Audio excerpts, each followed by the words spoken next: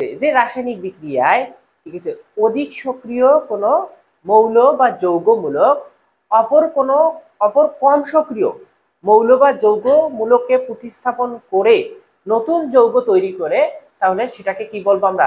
প্রতিস্থাপন বিক্রিয়া। Plus sulphuric acid, ঠিক আছে।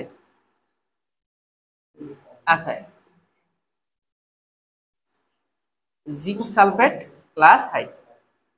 তো আমরা প্রতিস্থাপন বিক্রিয়া জানলাম, ঠিক আছে, যে রাসায়নিক বিক্রিয়ায় হ্যাঁ অধিক সক্রিয় মৌল বা যৌগমূলক কোনো কম সক্রিয় মৌল বা যৌগমূলককে প্রতিস্থাপন করে নতুন যৌগ উৎপন্ন করবে, সেটাকে কি বলবো আমরা? প্রতিস্থাপন বিক্রিয়া।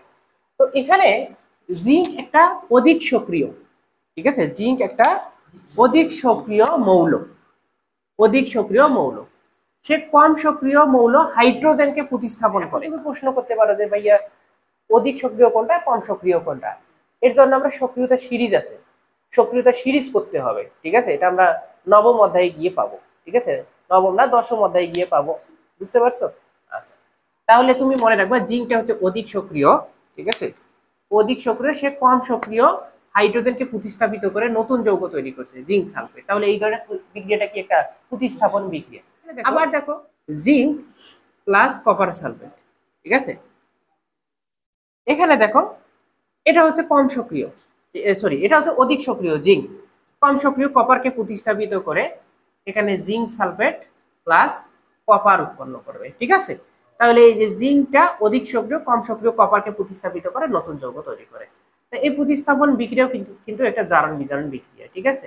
তোমরা এগুলো জারণ সংখ্যাগুলোর এখানে পরিবর্তন দেখতে পাবে, ঠিক আছে। তাহলে এখানে এটা 0, এখানে +2, এখানে -2, এখানে +2, এখানে -2, এখানে 0, জারণ সংখ্যার পরিবর্তন আছে। তাহলে প্রতিস্থাপন বিক্রিয়াটা কি এক ধরনের জারণ বিজারণ বিক্রিয়া। ঠিক একইভাবে উপরেরটাও যদি তুমি করো একইভাবে পাবা, ঠিক আছে। এখানে 0, এখানে +1, হ্যাঁ, এখানে -2, এখানে +2, এখানে -2, এখানে 0, জারণ সংখ্যার পরিবর্তন আছে। তাহলে এগুলো কি জারণ বিজারণ বিক্রিয়া প্রতিস্থাপন, বুঝতে পারছো? আচ্ছা, করো দেখি।